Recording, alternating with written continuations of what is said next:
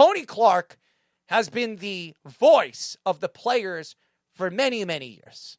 And you think about the story and the backlash that this is going to collect, not only from the league as it's, as a whole, but when you try to compare all the leagues, the NBA, the NHL, and the NFL, and all the scandals that have happened over the years, this is a scandal that you would be shocked about, because think about it. Tony Clark ran the MLB PA. He built the Arizona office. He hired his wife's sister, right? Am I right? Yep. It's his wife's sister, just to sleep with her? I mean, think about it. Why did he hire her? I mean, she's making $100,000 a year. That's good money. I mean, what is she doing? Probably nothing. What do you need to do at the MLB PA? I mean, besides negotiate contracts. What is she making phone calls and answering them? She's making $100K. So automatically that would be fishy.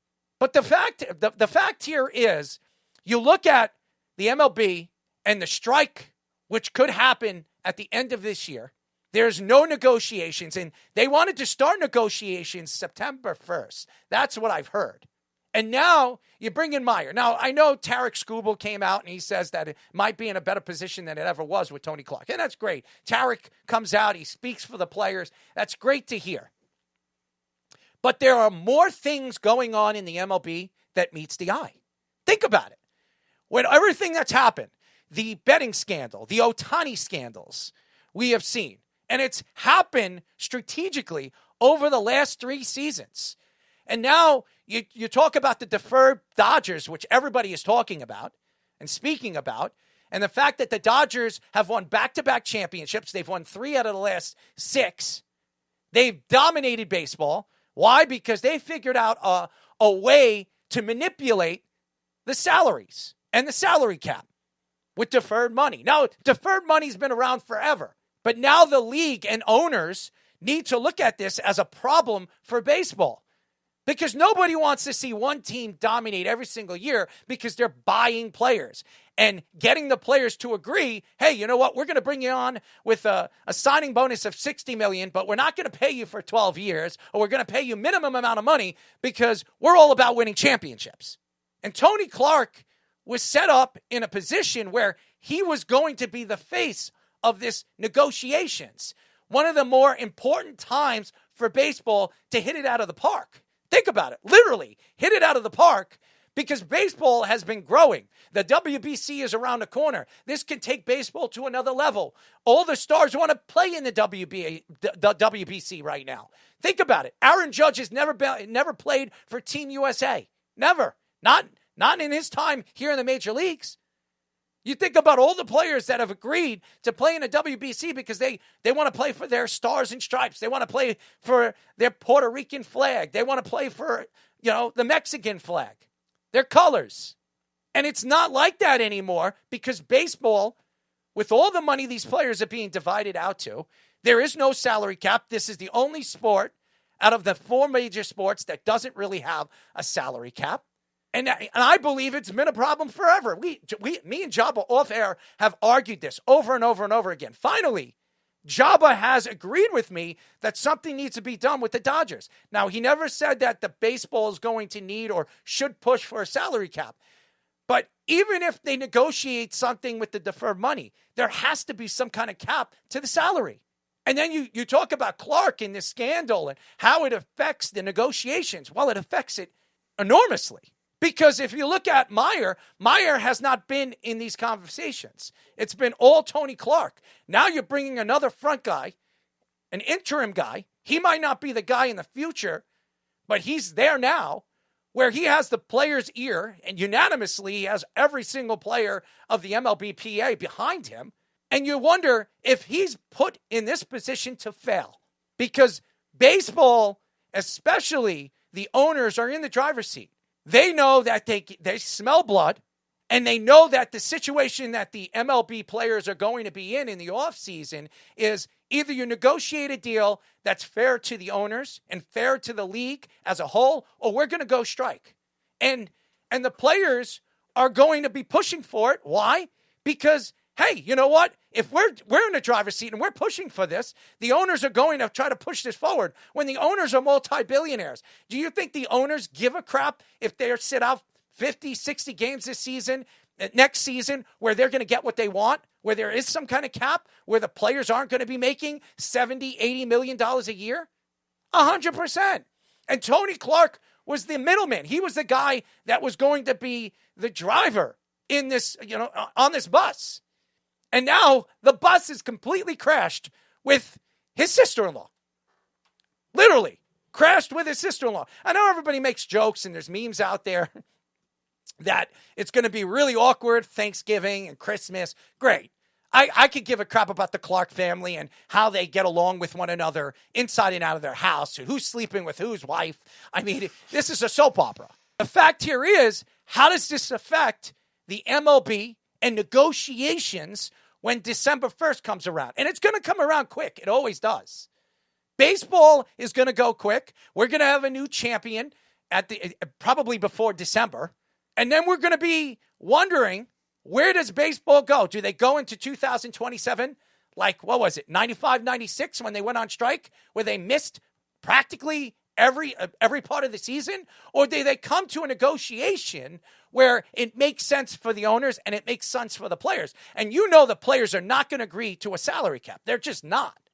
Absolutely not. So how does this work when you have a new guy in office and he doesn't know where these negotiating conversations have gone over the last, 62 weeks, 7 months? Because he wasn't in that room. He wasn't in those conversations. He knows about them. The players now have voted him in to put him in that position to figure out how he can negotiate these deals. But negotiations, when it comes to multi-billion-dollar deals, are not going to be easy to make. And again, going back to the Dodgers have really spun the wheel their way.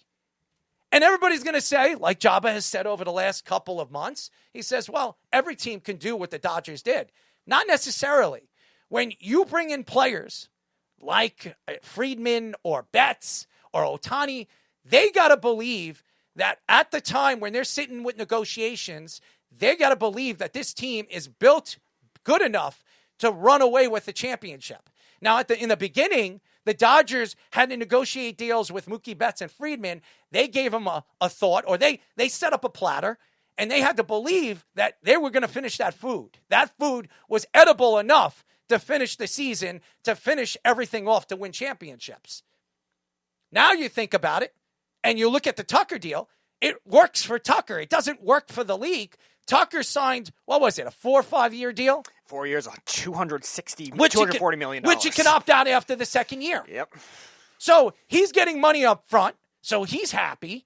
And no matter what, if it doesn't work out with the Dodgers, he's in the driver's seat 2 years from now where he can opt out and make even more money. So to me, the players are, and that's why the owners are really forcing their hand on this. They're going to force their hand on it because they have no control right now. It's the players that have all the control because of all the money they're going to be bringing in when these contracts come to fruition. Think about it. If you're a superstar or even a partial superstar in the league, let's say you're the 5th best player on that roster.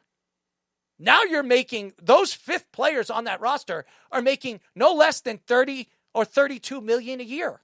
And the best players are making 40 or 50 million a year. And it's not sustainable anymore. And owners are looking at that. So now you have guys like Tony Clark, who's been out there. He's been in front. He's been on the front line speaking for the players and trying to figure out how this is going to work in negotiations at the end of 2026, going into the 2027 season. And you wonder, after this scandal, are the owners in the driver's seat? Because now the players are sitting there. We had a leader. We had a guy that just created a huge problem, which has been now it's going to go into the season as the biggest story going into the baseball season. You're looking forward for pitchers and catchers and obviously going into the new season and going into spring training. You don't want to hear that the strength of the players' union is starting to tip the owner's way. And it is. It's starting to tip the owner's way.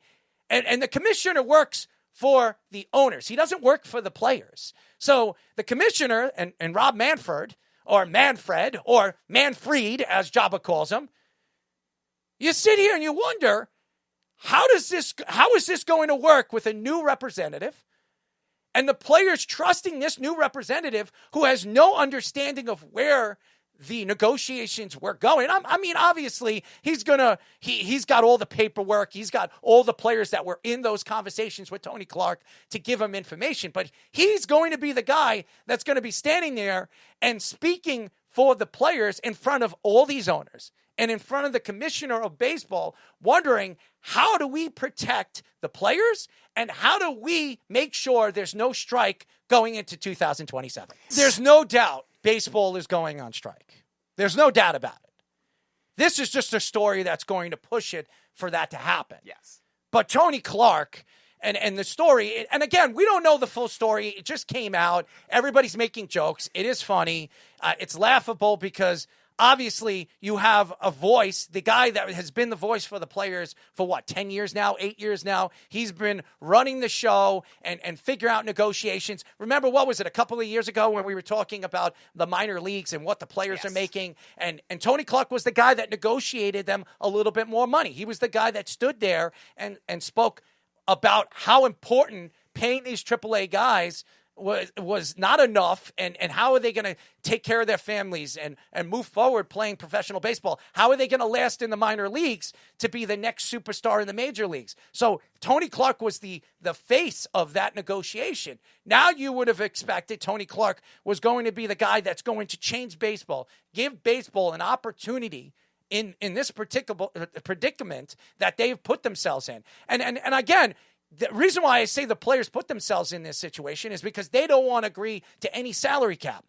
They don't want to agree to any of it. And then you think about the Dodgers and what the Dodgers have done. And a lot of the players that we've had on the show, not all of them, but most of them have come out and said that they agree. If the Dodgers want to do that, it's legal. Why shouldn't they be able to do that? But here's the problem. Since the Dodgers started to do that, and everybody says, well, everybody can mimic it. That's not true. They cannot copycat what the Dodgers did. Everybody's got to agree to it. Every single player that they're negotiating a deal with has to agree to terms on how this is going to work. I mean, do you think Mookie Betts was sitting there? Now, Mookie Betts got a lot of his money. And Friedman, there was some deferred money with Betts and Friedman. But, I mean, half of these guys that we've seen over the last couple of years have come to an agreement because they want other players to come and join them to win more and more championships. But here's the problem with baseball. If you're expecting these teams to win championships, and everybody's going to say, go back to the Yankees in the 90s. The Yankees did not do that. The New York Yankees built around a core. They built around players they drafted over the years. You talk about how you define an organization. You got to define it in the minors. The Yankees brought in, I'll say it again, Derek Jeter. They drafted Bernie Williams. They drafted Andy Pettitte. They drafted Mariano Rivera. They drafted Jorge Posada. They built around a core of 5 players. They call it the core 4, but there were really 5 players. And what they did is they developed those players and then brought veterans around them. Were successful in their professional spots in the past, or weren't as successful with their teams, like Scott Brocious, who was a good player but not a great player until he went to the Yankees, and they brought them to a team that had good camaraderie, and that changed everything. Scott Brocious became a subpar player at best to a playoff MVP, okay? You talk about guys like Charlie Hayes, a journeyman. Wade Boggs, Hall of Famer. But at the tail end of his career, he played for Tampa. He played for, obviously, the Red Sox, played for the Yankees. His career was pretty much after he turned 32, 33 years old. His career was pretty much jump from one team to another and try to figure out how to win a championship, which he never won with Boston. So you think about all the players. That's just some. Roger Clemens, David Wells. I could go on. Jimmy Key. I could go on and on and on with some of the players they brought to this organization. What the Yankees did was completely different. And everybody says they bought their players. They only bought their players in 2009. Right. Me and Job, I've had that conversation again. Think about it. A.J. Burnett. Remember him? Mark Teixeira. Remember him? CeCe Sabathia. Remember him?